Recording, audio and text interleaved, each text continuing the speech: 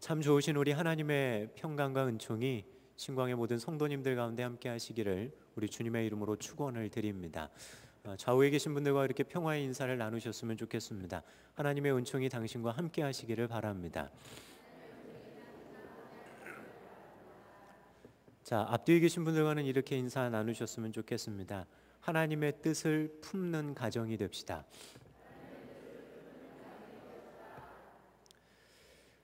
그리스도인과 그렇지 않은 사람의 차이점은 그 사람이 교회 다니는가를 두고 이야기하는 것이 아니라 하나님의 뜻을 그들 마음속에 품고 살아가느냐 그렇지 않느냐라고 하는 것으로 아마 구분 지어 볼 수 있을 겁니다.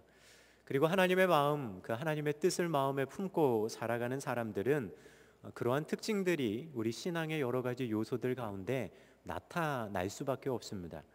특별히 하나님의 뜻을 그 마음에 품고 있는 사람은 그들이 드리는 기도 가운데 그 구별됨이 이렇게 나타날 것 같습니다. 무엇이냐 하면 그들 자신이 기도를 이끌어가는 것이 아니라 기도가 그들의 삶을 이끌어간다는 겁니다. 하나님의 뜻을 품고 있는 그 사람은 자기의 뜻이 우선되어져서 자신이 드리는 기도의 방향을 끌고 가는 것이 아니라 오히려 반대로 기도함을 통해 하나님의 뜻을 더욱더 알아가며 그가 드리는 그 기도가 그의 삶의 방향성들을 다시 한번 생각해 보게 하고 그가 드리는 그 기도가 그의 삶을 이끌어 간다는 겁니다. 왜냐하면 그의 속에 하나님의 뜻을 품고 있기 때문입니다. 자신의 뜻, 자신의 생각, 자신의 계획도 있겠지만 하나님의 뜻을 품고 있는 그 사람들에게 있어서 보다 더 중요한 건 우선순위는 하나님의 뜻과 하나님의 말씀에 그들의 마음의 기준을 두고 있기 때문입니다. 자신의 소망을 이루기 위해 기도를 조절하고 기도를 사용하는 사람들이 아닙니다. 오히려 자신의 삶의 방향성이 더 온전해지기 위해 하나님의 뜻과 하나님의 공급하심을 경험하기 위해 그들은 기도합니다. 바꿔 말하면 기도는 그들에게 있어서 좋은 영성의 수단이 되어지며 또한 은총의 방법이 된다라고 하는 사실입니다.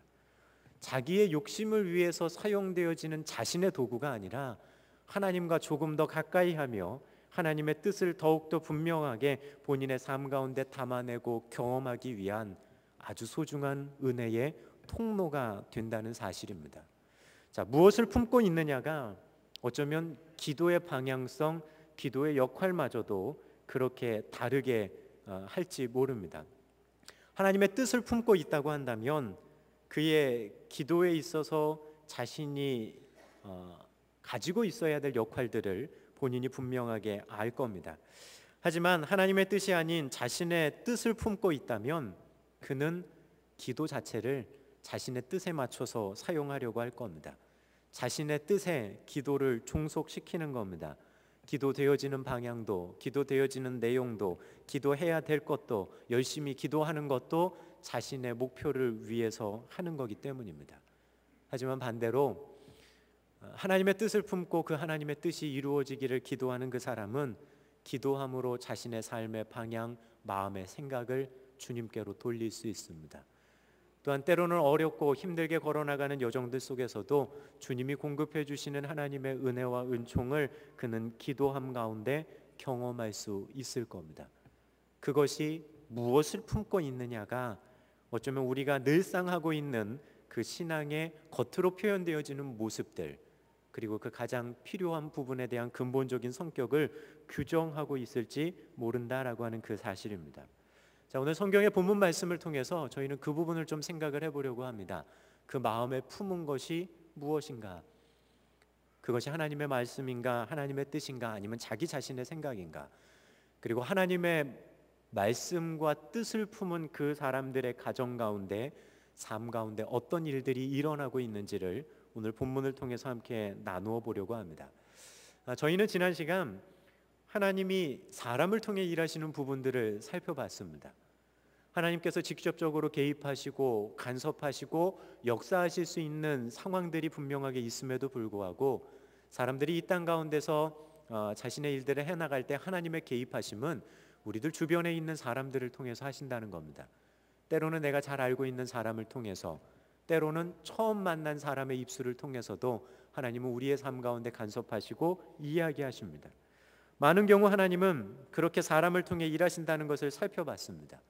그리고 누군가 오늘 이 시대를 살아가는 나를 향한 하나님의 메신저가 되어줘서 나의 옆에 찾아오고 나에게 이야기하고 있는지도 모릅니다. 동시에 우리는 하나님의 메신저가 되어줘서 누군가를 찾아가야 할지도 모릅니다. 메신저가 내 옆에 있는 것처럼 나 또한 누군가의 메신저가 되어줘서 하나님의 뜻을 전해야 하는 것, 그것이 어쩌면 그리스도인들의 온전한 사명이 되어지는지 모릅니다. 근데 여기서 중요한 것이 있습니다. 메신저임에 분명합니다. 하지만 어떤 메신저이냐라고 하는 겁니다. 좋은 메신저인가, 진실한 메신저인가, 그것은 메신저의 속에 품고 있는 것이 무엇인지를 보면 알 수 있습니다.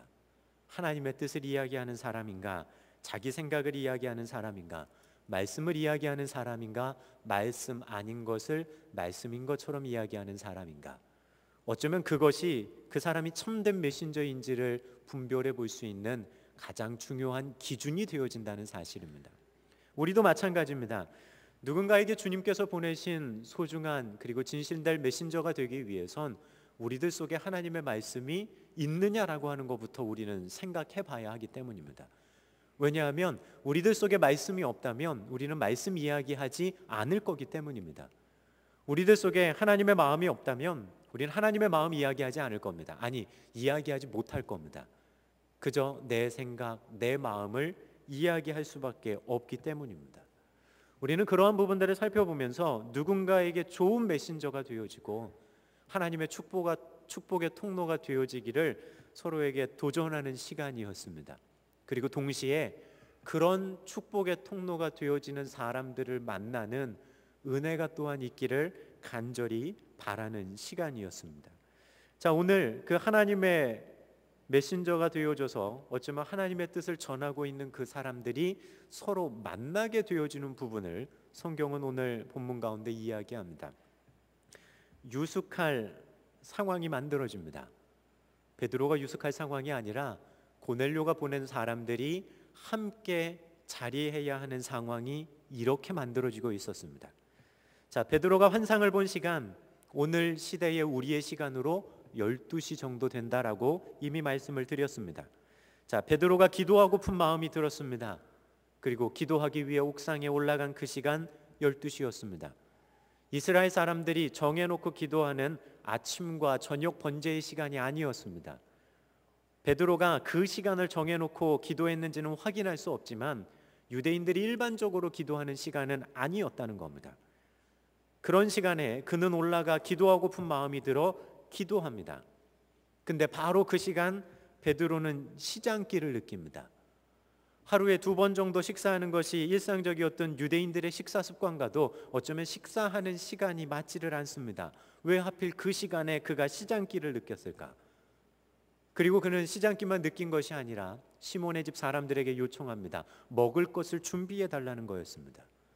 그리고 올라가 기도하는데 그는 환상 가운데 먹거리에 대한 환상을 봅니다. 레위기 11장에서 이야기하고 있는 유대인의 율법에 금하고 있는 그 먹거리에 대한 환상을 고넬료가 보낸 사람들이 막 당도하려고 하는 그 시점에 베드로는 경험합니다. 무슨 뜻인지 모르겠습니다. 모든 것이 맞물려 돌아가는 것 같기는 한데 도대체 어떤 의미인지 모르고 어리둥절해하고 있는 그때 성령님은 고넬료에게 이야기하십니다. 사람이 너를 찾을 거다. 내가 보낸 사람들이니 의심하지 말고 따라가라. 바로 그 시간 가이사랴에서 고넬료가 보낸 사람들이 베드로가 머물고 있는 무두장이 시몬의 집에 도착합니다. 그리고 나가봅니다. 하나님이 보낸 사람들이 있는데 누굴까? 나갔더니 유대인들로서는 가까이 하는 것 자체가 부정해지는 이방인들이 앞에 와 서 있는 겁니다. 그리고 자신들과 함께 가자고 이야기합니다. 어쩌면 베드로의 모든 상황은 지금 어리둥절해 할 수밖에 없는 상황으로 지금 몰려가는지 모릅니다. 근데 이상한 건 모든 상황이 마치 아구가 맞는 것처럼 하나하나 연결되어지면서 흘러가고 있습니다. 그 상황 속에서 베드로가 자신을 찾아온 이방인들, 고넬료가 보낸 그 사람들을 자신이 머물고 있는 집으로 초청해 드립니다. 근데 이상한 건 초청해 드리는 그 시점에 그 집에 이미 음식이 준비되어지고 있었다는 겁니다. 손님이 찾아오리라고 생각한 거 없습니다. 베드로는 자신이 배가 고파서 음식을 준비해 달라고 부탁했습니다. 근데 가이사랴 그 먼 곳에서 밤이 새도록 걸어왔던 그 사람들에게 공급할 음식은 이미 그 집 가운데 그렇게 준비되어지고 있었다는 겁니다. 그들을 불러들이고 그들을 유숙하게 하고 그들을 쉬게 할 수 있을 만한 모든 것이 지금 준비되어졌던 겁니다. 오늘 이 성경의 본문을 가만히 곱씹어 보면서 이런 생각을 해보게 됩니다. 하나님 하시는 일이 참 오묘하다는 겁니다. 하나님 하시는 일들이 정말 세밀하시고 정말 사려 깊으시다는 겁니다. 어쩌면 그렇게 하나하나 다 이어가시면서 그들을 그렇게 만나게 하고 계실까?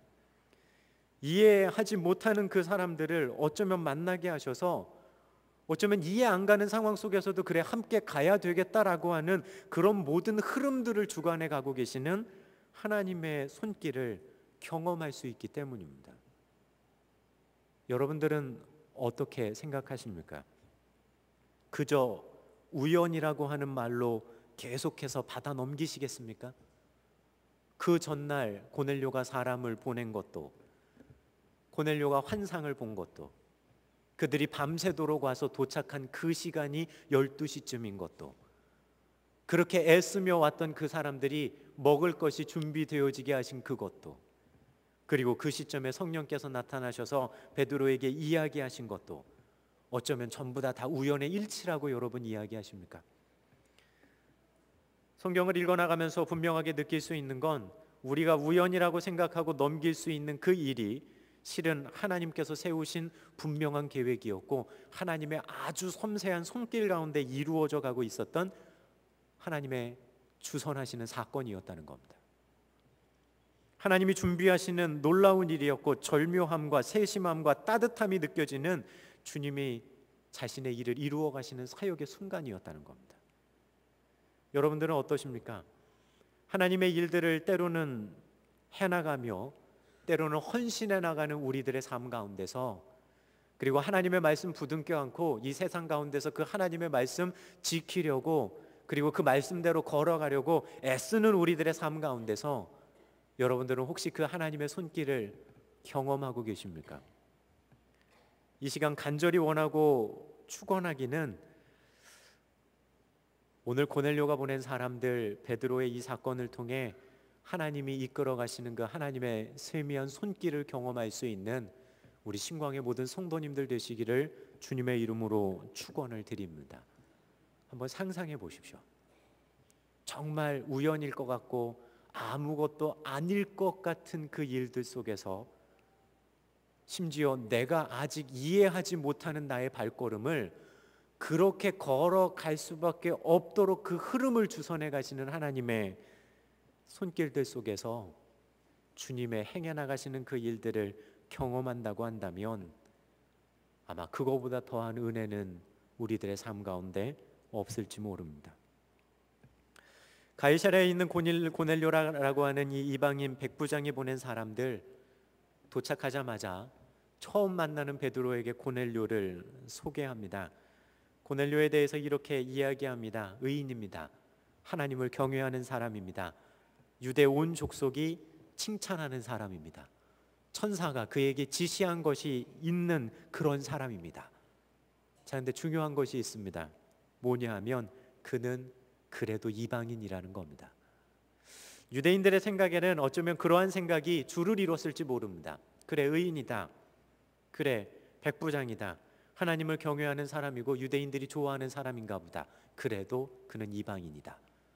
아무리 여러 가지 조건을 제시한다고 해도 변하지 않는 거, 그가 이방인이라는 겁니다. 어쩌면 앞에 나오는 유대인들에게 칭찬받는다라고 하는 이야기를 하며 베드로에게 지금 고넬료를 소개하고 있는 그 사람들은 어쩌면 유대인이기 때문에 가지고 있었을 그런 이방인을 향한 베드로의 그 마음이 있지는 않을까. 그러니까 그 마음을 조금 누그러뜨리는 게 필요하지 않을까? 아니, 우리가 이렇게 이야기하면 베드로가 우리를 따라 나서는데 조금 더 수월하지 않을까? 그런 마음으로 그런 소개를 하고 있는지도 모릅니다. 그러는 가운데 22절 말씀에 이렇게 말합니다. 천사의 지시를 받아 그의 집으로 당신을 청해서 말씀을 들으려고 합니다. 주요한 목적을 이야기하는 겁니다. 말씀을 들으려고 합니다.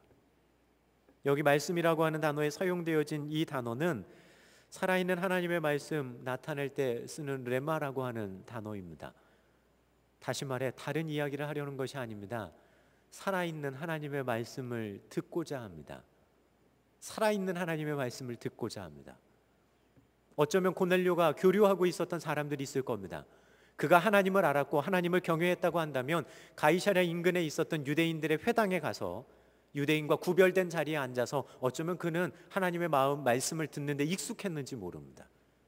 근데 굳이 베드로를 보내서 말씀을 하나님은 하시려고 했고 베드로를 통해 말씀을 들어야만 하는 상황은 도대체 왜 벌어지고 있었을까요? 그러면서 이때 사용되어진 그 레마라고 하는 단어, 살아있는 하나님의 말씀을 나타낼 때 쓰여지는 이 단어를 가만히 들여다보면 하나님께서는 베드로를 통해 고넬료가 지금까지 경험한 적 없는 살아있는 하나님의 말씀을 하고자 하셨던 겁니다. 어쩌면 유대인들의 정형화되어지고 율법 가운데 딱 사로잡혀서 이방과 자신을 딱 구별하며 그 가운데 전해졌던 말씀이 아니라 어쩌면 예수 그리스도 안에서 이제 막 생동감 있게 전해지기 시작하는 하나님의 복음, 그 살아있는 말씀을 하나님은 고넬료에게 들려주고 싶으셨던 겁니다. 그러기 위해 베드로가 필요하셨습니다. 왜냐하면 하나님의 말씀이 베드로 속에 살아 움직이고 있었기 때문입니다. 베드로가 하나님의 말씀을 자신의 삶 가운데 부둥켜 안고 그는 이미 유대인들이 천하다고 생각하고 부정하다고 생각했던 그 무두장이 시몬의 집에 들어가 유하고 있었습니다. 하나님의 뜻을 누구보다 잘 알고 있었던 베드로가 어쩌면 자신의 삶으로 하나님의 말씀을 살아가고 있었고 그것이 살아있는 말씀이 되어져 가고 있었습니다. 하나님은 그 베드로를 고넬료에게 보내시는 겁니다. 그렇다고 한다면 오늘 이 시대를 살아가는 우리 신광의 성도 여러분, 여러분이 살아있는 하나님의 말씀이 되어야 합니다. 하나님의 말씀이 우리들 속에서 살아 숨쉬기 위해서는 다른 거 아닙니다. 내가 그 말씀대로 사는 겁니다. 내가 그 하나님의 말씀을 품고 내가 하나님의 그 뜻을 품고 살아가는 겁니다. 그러면 하나님의 말씀이 여러분들 속에서 살아 움직이며 또한 우리를 바라보는 사람들에게 말씀은 죽은 말씀이 아니라 살아 생동하는 말씀으로 다가올 거기 때문입니다. 근데 많은 경우 우리는 살아 움직이는 말씀을 이야기한다라고 얘기하면서도 우리들 삶 속에서 그런 말씀을 품어내지를 못합니다. 말씀을 이야기하고는 합니다. 말씀을 묵상한다 얘기하고 누군가에게 말씀을 말하지만 그 말씀대로 살아가는 것에 있어서는 굉장히 인색합니다. 그러니 세상이 살아있는 말씀을 경험할 수 없고 우리들 스스로도 살아있는 말씀을 경험하고 있지 못하는지 모릅니다. 지금 주님은 그 살아있는 말씀으로서 베드로를 고넬료에게 보내고 싶어 하셨다는 겁니다. 오늘 이 시대를 살아가며 말씀 가운데 살아 움직이는 사람, 하나님은 그 사람을 찾으실 수밖에 없습니다. 왜냐하면 그가 움직여지고 그가 가는 그곳에 살아 생동하는 하나님의 말씀이 전해질 수밖에 없기 때문입니다. 소망하기는 말씀 가운데 살아 움직이는 우리 귀한 신광의 성도님들 되시기를 주님의 이름으로 부탁을 드립니다. 그래야 여러분들이 살아 움직이는 말씀으로 여러분들의 삶의 자리에 서 있을 수 있기 때문입니다. 삶이 곧 메시지가 되는 사람들입니다. 오늘 그러한 여건들 속에 베드로가 그 집 주인도 아닌데 이방 사람들을 시몬의 집으로 초청해 드립니다. 그 집 주인은 시몬입니다. 근데 오늘 성경의 본문 가운데 분명히 말하고 있는 건 초청해 드린 사람은 베드로였다는 겁니다. 주인도 아닌 사람이 초청해 드립니다. 성경은 짤막하게 고넬료가 보낸 사람들이 무두장인 시몬의 집에 유하게 됐음을 기록합니다. 하지만 이 짤막한 말 가운데 결코 쉽지 않았을 그때 당시의 모습을 우리는 생각해 봐야만 합니다. 당시의 유대인들 생각, 이방인들, 그들과 함께 밥 먹는 거, 그들과 함께 지내는 것 자체도 그들에게 있어서는 굉장히 부정적인 일이었습니다. 베드로의 입장에서 생각해 보십시오. 지금 부정한 음식을 먹으라라고 하는 이야기를 들으면서 어쩌면 하나님이 나를 시험하시는 거 아닌가라는 생각을 했을지 모릅니다. 근데 성령님께서 사람을 보내셨다 그래서 나가봤는데 이방인들이 와 있습니다. 도대체 나보고 어떻게 하라는 것일까? 어리둥절해하고 있는 그 시점에 어쩌면 그는 그저 그 사람들을 그 집으로 불러들여야 했을지 모릅니다. 한번 시몬의 입장에서 여러분 생각해 보십시오. 유대인들에게 있어서 가장 천한 직업이 아니라 부정한 직업입니다. 늘상 동물의 사체를 만져야 되고 부정한 직업이었고 사람들에게는 부정하다라고 생각되어지는 그 사람이었는데 자신의 집에 이방인을 불러들여야 하는 겁니다.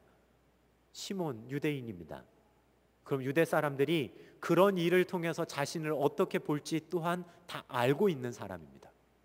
하는 일 때문에도 부정하다라고 하는 이야기를 들어야 하는데 심지어 이방인까지 자신의 집에 끌어들여서 부정함의 극치를 보여줘야 하는 그러한 삶의 모습이 되어졌는지도 모릅니다. 그런데 그 집으로 이방인들을 지금 초청해 불러들이고 있는 겁니다.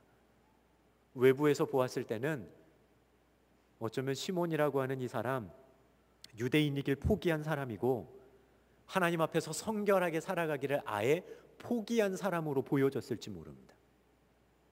그런데도 그의 집으로 그는 이방인들을 불러들입니다. 쉬운 결정 아니었을 것 같습니다. 성경은 짤막하게 그저 그렇게 이야기하지만 수많은 것들을 생각하게 만드는 구절임에 너무나 분명합니다. 반대로 여러분 한번 고넬료가 보낸 사람들의 입장에서 한번 생각해 보시기를 바랍니다. 고넬료가 보낸 사람들 2명의 하인을 보냅니다. 그리고 1명의 로마 군인을 보냅니다. 자, 로마 군인, 이 사람 이탈리아 부대에 속한 사람입니다. 주둔지에서 고용한 용병 부대가 아니라 그곳을 제대로 통제하기 위해서 특별히 총독의 관저가 있었던 가이사랴를 지키기 위해서 로마에서 파견되어진 로마 사람들로 구성되어진 부대입니다. 그렇다고 한다면 이 사람 정복지에 있는 로마 군인입니다. 누릴 거 다 누리고 살아갈 수 있었고 또한 본인이 굳이 그 천하다고 일컬어지는 무두장이 집에 들어갈 이유 없는 사람입니다. 오히려 가서요 언제 떠납시다라고 약속하고 자신이 더 좋은 곳에 가서 유할 수 있을 만한 사람 바로 이 로마 군인입니다. 그리고 또한 압니다.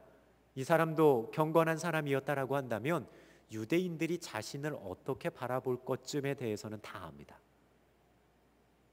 그런데 이 사람이 그 집에 초청되어져서 들어갑니다. 무두장이의 집이 여러분들 깨끗했겠습니까? 무두장이의 집이 해변가에 있었다라고 성경은 말합니다. 왜 해변가에 있는 줄 아십니까? 동물을 매일 잡아서 그 가죽을 벗겨야 하는 그곳, 어쩌면 피비린내 나는 곳이었고 늘상 사체 썩는 냄새가 진동하는 곳이었기 때문에 사람들하고 외따로 떨어져서 살아갈 수밖에 없는 사람이 이 사람입니다. 근데 그곳까지 찾아가서 그곳에 함께 유한다. 로마인인 이 사람의 입장에서 그렇게 쉬운 일 아니었을 겁니다. 동시에 고넬료가 보낸 하인들이 있습니다. 우리 하인들 그러니까 흔히들 노예 정도로 생각합니다. 근데 성경의 원어를 보게 되어지면 이 두 사람을 호칭하는 칭호가 뭐냐 하면 초대교회 집사들을 이야기할 때 사용되어지는 그 단어가 사용됩니다. 무슨 말이냐 하면 고넬료의 집안에서 그저 허드렛 일 하는 노예의 신분이 아니라 그들을 전부 다 총괄하고 있었던 집사들이었다는 겁니다. 백부장 고넬료의 집에서 모든 집의 정무를 맡아보는 집사들입니다. 그렇다고 한다면 고넬료의 그 집에서 본인들 노예의 신분이기 이전에 그들은 누릴 만큼 다 누리며 살아간다는 겁니다. 그런 그들이 무두장이 시몬의 집에 들어가서 그곳에 거하는 거 어쩌면 에이 그냥 조금 더 좋은 데 가서 우리 편안하게 하루 저녁 쉬고 내일 같이 출발하지 하는 마음 생길 법한 상황입니다. 근데 신기한 건 음식도 준비되는 상황들로 그렇게 되어져 가는 상황 속에서 이 세 사람 거기 다 들어가서 유숙합니다. 어떻게 그럴 수 있었을까요? 초청할 수 있고 자신의 집에 맞아들일 수 있는 것도 그들이 도착하고 되어지는 상황들 속에서 하나님께서 어떻게 세밀하게 그들을 이끌어 가시고 일해 가셨는지를 이들이 경험했기 때문에 이방에 대해서 열릴 수 있었고, 이방 사람들인 그들이 누추하지만 그곳에 들어갈 수 있었던 이유도 자신이 단순히 고넬료의 명령이 아니라 천사를 통해 지시받은 그 무엇인가가 본인들에게 있다는 걸 깨달았기 때문에 그들은 과감하게 그곳에 들어갈 수 있었다는 겁니다. 지금 하나님께서 도저히 함께 할 수 없는 두 그룹을 지금 만나게 하시는 겁니다. 그것도 두 그룹이 함께 만나기에 정말 민망한 자리에서 그들을 만나게 하시는 겁니다. 한데 섞으시고 계십니다. 한데 그들을 연합하게 하십니다. 그것이 바로 그날 저녁 무두장이 시몬의 집에서 있었던 사건입니다. 무두장이 시몬의 집에 있었던 이 이야기를 보면서 저는 그냥 그런 상상을 해봅니다. 그날 저녁 그 집에서 도대체 어떤 일이 있었을까? 그날 저녁 고넬료가 보낸 그 사람들은 베드로에게 뭘 이야기했을까? 그리고 그날 저녁 베드로는 고넬료가 보낸 사람들과 어떤 대화를 주고받았을까? 그냥 피곤하니까 발 닦고 잤을까요? 천사의 지시를 받아서 와서 처음 만나는 베드로를 만난 겁니다. 베드로 환상 가운데 하나님이 보내신 사람들을 지금 만나는 겁니다. 처음 보는 그 사람들과 도대체 무슨 이야기가 오갔을까요? 형식적인 이야기, 형식적인 인사가 오갔을까요? 도대체 어떻게 일이 되어져 가는지를 확인하려고 하는 이야기들이 오갈 겁니다. 그 이야기 가운데 확인할 수 있는 건 한 가지입니다. 지금 하나님이 그들 가운데 일하고 계신다는 겁니다. 그 이야기들을 주고받으며 어쩌면 그들은 밤늦도록 말하고 있었을지 모릅니다. 그러면서 무두장의 시몬의 집은 너무나 자연스럽게 이방과의 경계가 무너지고 그들을 처음으로 품어들이는 믿음의 가정이 되고 있었습니다. 이방을 품는 가정입니다. 하나님의 뜻을 품어들이는 가정입니다. 그리고 그 가정의 모습을 그들은 자신의 삶들 가운데서 그날 저녁 그렇게 이루어가고 있었다는 겁니다. 우리 흔히들 그런 말 많이 합니다. 여러분, 열방을 품고 기도합시다. 열방을 품고 기도합시다. 오늘 성경의 본문에는 이미 열방을 품어서 자신의 집안 가운데 마저 드린 사람들의 이야기를 기록합니다. 하나님의 뜻을 그 땅 가운데 자신의 가정 가운데 분명하게 품어드리고 있는 그 가정을 오늘 성경은 우리에게 소개해 주는 겁니다. 청했다라고 해서 대충 맞아들여서 그들을 대충 대접한 것이 아닙니다. 오늘 성경의 본문에 나오는 그들을 불러들여 유숙하게 했다라고 하는 이 의미는 그들을 극진히 대접했다는 겁니다. 누구를요? 이방인을요. 도저히 함께할 수 없을 것 같았던 그 사람들을 지금 이 상황과 여건들 속에 하나님이 천대받고 있는 무두장이 시몬의 가정을 택하셔서 이방을 품는 처음 가정이 되게 하시고 하나님의 뜻을 품는 가정으로 지금 바꾸어 나가시는 겁니다. 복음이 이방으로 전해져야 하는 바로 그 시점에 하나님은 유대인들로부터 손가락질 당하던 그 가정을 사용하셔서 이방을 품게 하십니다. 간절히 바라고 소망하기는 오늘 이 땅을 살아가는 우리 신광의 성도들 여러분 한 분 한 분의 가정이 하나님의 뜻을 품으며 하나님의 마음을 품을 수 있는 귀한 믿음의 가정이 되시기를 우리 주님의 이름으로 간절히 축원을 드립니다. 그러기 위해 여러분들 속에 하나님의 말씀이 있어야 할 겁니다. 그리고 세밀하게 살피셔야 할 겁니다. 내 뜻과 내 기준 가지고 살피는 것이 아니라 때로는 내가 이해 안 되는 내 삶에 일어나는, 내가 어쩌면 우연이라고 흘려보냈던 그런 일들 속에서 하나님이 정말 세밀하게 우리를 끌고 가셨던 그 방향성들을 우리가 기억해내야 할 겁니다. 그리고 그 가운데 순종하는 마음 가지고 헌신하며 나가게 되어질 때 감히 그렇게 이야기할 수 있는 가정이 될 겁니다. 하늘의 뜻을 품는 가정입니다. 내 생각을 품는 가정이 아니라 하늘의 뜻을 품는 가정이 될 겁니다. 하나님의 뜻을 품어내는 가정이 될 겁니다. 그리고 그 뜻대로 살아가는 믿음의 가정이 될 겁니다. 그리스도인이라고 한다면 하늘에 계신 그 하나님의 뜻을 품는 이들이 되어야 합니다. 그리고 그 하나님의 뜻을 품고 걸어가는 귀한 가정이 되어야 하기 때문입니다.